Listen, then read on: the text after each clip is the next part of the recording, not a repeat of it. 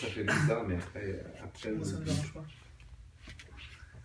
bon, en plus, on a le droit d'être Je vais être une star du web. Ouais, bah voilà, tout à fait. Ça me pose pas de soucis. Alors, dites-moi, vous pensez quoi de la formation des jeunes Oui. Qu'est-ce que j'en pense par rapport au plan de vente et par rapport au traitement des objections? Alors l'idée de les filmer, je trouve ça vraiment bien, parce que ça permet de les mettre en condition. Alors ils sont en condition quand ils sont au travail, mais il n'y a pas de retour filmé. Oui. Pas de chance. Ah. Non, on démarrait bien, on démarrait Non, bien. mais c'est bien, c'est une concession où il y a du business, c'est tant mieux. Ça c'est des problèmes. On a esquivé les problèmes. Coupé. Non, je rigole. Donc non, l'idée de les filmer, c'est très bien parce qu'ils sont en concession, ils sont vraiment en situation, mais on n'a pas de retour, sauf quand on va les épauler, qu'on va les suivre avec le client. Mais c'est pareil, ils vont être un peu gênés. Enfin, moi, c'était mon cas quand j'étais apprenti, j'étais gêné quand mon responsable était à côté, de peur de dire une bêtise. Donc on a toujours peur, on réfléchit à 2 fois avant de dire quelque chose. Là, d'avoir un retour où ils sont en confiance avec leurs collègues, leurs amis.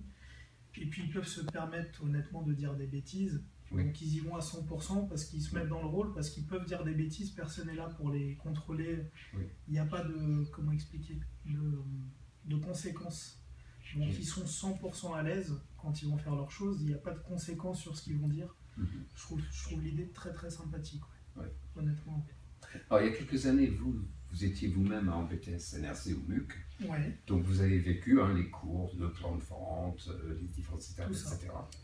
Quel est votre sentiment aujourd'hui par rapport à ce que vous avez vécu en cours et la réalité que vous vivez aujourd'hui sur le terrain? Alors après les cours c'est très théorique, donc on garde toujours une base en fait bien ancrée dans la tête quelque part. Sur le terrain, honnêtement, on apprend à fonctionner différemment parce qu'on fonctionne avec les urgences et les contraintes du terrain.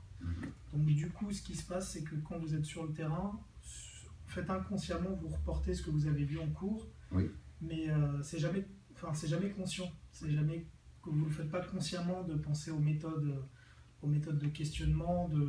Mais en fait, vous le faites au bout d'un moment, vous vous rendez compte que quand vous êtes vraiment dans le métier, vous allez le faire naturellement quand vous allez être confirmé. C'est-à-dire qu'au tout début, vous allez être un petit peu peureux, donc le faire doucement, et au final, vous vous rendez compte que vous travaillez comme vous avez appris à l'école, mais de manière innée. Donc chacun adapte sa méthode. On ne fait pas exactement mot à mot les vérifications des questions, et le traitement des objections vient, c'est inné, ça dépend de qui on a en face, aussi du profil et de la confiance en soi. Donc, mais on le fait vraiment ce qu'on a appris à l'école. D'accord. Très sincèrement, Ok. Non, c'est intéressant parce que une des choses sur lesquelles on veut faire très attention, c'est qu'on ne veut pas que les jeunes aient l'impression qu'il y ait 2 mondes. C'est pareil, une dichotomie entre le vrai monde dans l'entreprise et ce qu'on fait à l'école. C'est pas, oui, il y aura toujours une différence. Il y aura toujours une différence parce qu'on apprend à quelqu'un quelque chose qui va mettre en œuvre sur le terrain, mais le terrain est tout autre. Enfin, la complication du terrain, ça n'a rien à voir avec ce qu'on apprend à l'école. C'est vraiment une autre des responsabilités qu'on n'a pas. Et on n'a pas le droit à l'erreur sur le... Enfin, on va dire que quand vous faites une erreur sur le terrain, ça paye tout de suite. À l'école, vous avez une certaine marge de manœuvre, donc on est un peu plus à l'aise, on fait moins attention. Mais vraiment sur le final, quand vous êtes dans le métier vraiment, tout ce que vous avez appris à l'école, vous allez le faire vous-même par instinct parce que c'est normal de le faire. C'est juste qu'à l'école, on apprend souvent ça de manière très théorique et on le met très peu en pratique. C'est là où je rejoins que les petits sketchs qu'on peut faire à l'école sont, à mon avis, beaucoup mieux que... Enfin, des fois, 20 minutes de sketch sont beaucoup mieux qu'une heure et demie de cours. Parce qu'il y a des élèves qui apprennent mieux avec la pratique, d'autres qui sont plus théoriques. Donc c'est bien de mélanger tous les genres pour... Après, c'est une impression personnelle. Mais... Comment vous avez apprécié l'évolution de Mohamed? C'est un peu compliqué, parce que c'est comme un enfant qui grandit, vous ne le voyez pas évoluer. C'est malheureux, mais vous ne le voyez pas. Honnêtement, là où j'ai vu une différence, c'est quand je suis parti en congé et qu'il a été là quasiment 15 jours, entre guillemets, tout seul.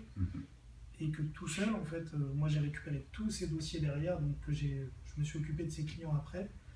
J'ai pas eu un seul loupé, j'ai pas eu une critique, et j'ai beaucoup de retours positifs.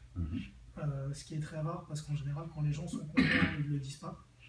Mais c'est là où on voit l'évolution, c'est un moment d'absence parce que quand on suit tous les jours, on ne se rend pas compte de l'évolution. Il faut vraiment tomber sur un moment d'absence pour se rendre compte entre guillemets, du bon en avant. Ouais. Mais je pense que tout le monde le voit, donc moi je suis plutôt très satisfait. Ouais. Alors où est-ce qu'on est aujourd'hui? Est-ce qu'il est capable de mener une vente vraiment du début à la fin? La vente pure, oui. Renseigner le client, lui trouver le véhicule, le vendre, à 100%, enfin j'ai confiance à 100% dessus, donc je lui laisse les dossiers. Oui. J'ai jamais eu une seule erreur derrière. La partie vente pure, il le fait à 100% tout seul, sauf cas très particulier, mais le cas classique, il le fait tout seul. Après, le côté organisation derrière, donc toute la logistique derrière, administratif, ça n'a pas encore. Mais à mon avis, ça ne sera pas pour tout de suite. Le principal, déjà, qu'il sache vendre, c'est déjà énorme, en si peu de temps. Pour la négociation du prix, négociation de remise, etc., est-ce qu'il peut tout faire ou est-ce qu'il a besoin à un moment donné de se référer à vous? Alors, en fait, dans le fond, il sait le faire, mais il a besoin de le faire, je pense, pour se rassurer. Mais oui. Il sait le faire, il connaît les principes, il peut s'en mêler encore un peu les pinceaux parce que c'est très très compliqué, oui. Mais dans beaucoup de choses, il sait le faire. Il est encore un peu trop gentil, tendance à offrir un peu trop de choses, oui. Mais en dehors de ça, oui, il n'est pas trop bon, on va dire, dans le refus. Il a du mal à dire non. Oui. Mais tous les vendeurs au début, c'est pareil. Qu'est-ce que vous avez pensé du petit sketch qu'il vous a montré là? Plutôt pas mal. Je ne vais pas revenir sur les petites bêtises, mais non, franchement, l'idée est très très bien. Après, ce qui serait vraiment le mieux, c'est que, je ne sais pas comment expliquer, mais que ça soit fait, c'est toujours délicat de le faire avec des collègues, oui. Ce qu'on disait tout à l'heure. Oui. Mais c'est limite de le faire avec des vrais clients acheteurs, parce que c'est des gens qui ne connaissent pas. Oui. Donc ils ont tendance justement à réfléchir 2 fois avant de dire une chose et à prendre plus au sérieux. Là c'est un peu l'esprit bon enfant, mais après le fait de pouvoir revoir la vidéo et voir, de faire son autocritique, je pense que c'est le plus important. Moi je trouve ça très très bien. Maintenant, c'est vrai que filmer par contre avec des vrais prospects, des vrais clients, en concession ce serait génial, mais... C'est plus délicat. C'est délicat, oui. C'est très très délicat. C'est un peu compliqué. Ah, parce que bon... Essentiellement, quand il est ici dans la production, comme vous dites, il n'a pas droit à l'erreur. Ouais. Et il n'a pas droit non plus à faire des choses qui risquent de mettre en péril la vente. C'est ça. C'est pour ça que c'est plus simple à l'école, mais c'est bien de faire de l'autocritique, donc de pouvoir revoir et lui-même dire là où il a péché. Oui. Mais je trouve que c'est une très bonne chose, ouais. Honnêtement. On a beaucoup parlé de traitement des objections.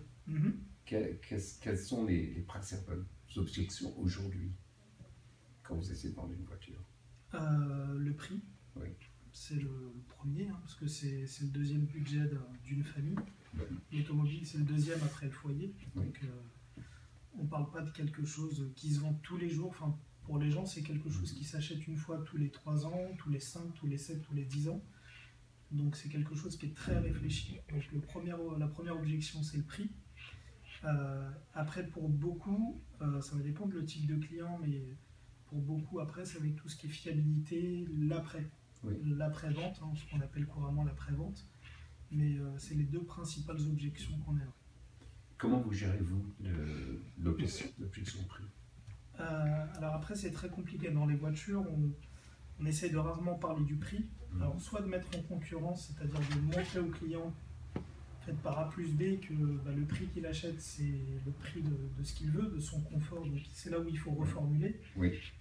Pour bien comprendre qu'on est dans le budget, etc. Si vous donnez un prix qui est 4 000 € dessus, ça se vend. Oui. Dans ce cas-là, on ne parle plus d'un budget véhicule, mais d'un budget mensuel. Dans l'automobile, la facilité, c'est de pouvoir accoupler en fait un crédit sur un véhicule. Oui. Là, vous allez réfléchir en budget et suivant le profil, son casque que vous allez avoir devant, si vous avez quelqu'un qui est très sur la sécurité ou autre, forcément, là, vous allez lui vendre un budget mensuel sur lequel vous allez avoir une sorte de sécurité derrière qu'il achète. Oui. C'est très simple, c'est plus simple que dans d'autres métiers. Ouais. Oui. Non, je souris parce que ça me fait vraiment... Je vous entends dire son casque. Ouais. Et c'est un truc dont on parle énormément, bien sûr, à l'école. Ouais. Et ça me fait plaisir d'entendre un professionnel dire bah oui, moi j'utilise réellement ces outils-là. On le fait. Ouais. On le fait tous, on est obligé, même si on ne le fait pas consciemment, mais on le fait obligatoirement. Oui, après ça s'est intégré dans le système. Et puis chacun voit entre guillemets son type de client en face, donc oui, ça me paraît logique. Ça me paraît logique. Oui. Ça me paraît normal.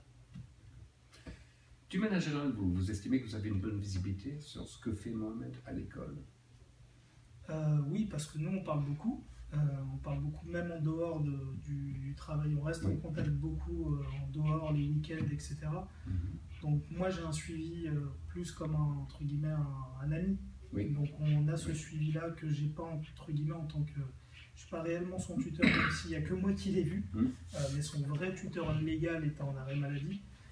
Après, en dehors de ça, on n'a pas un réel suivi à part vos visites à vous et de ce qu'il me dit. Enfin, j'ai pas d'autre visibilité que ces bulletins de notes. Oui.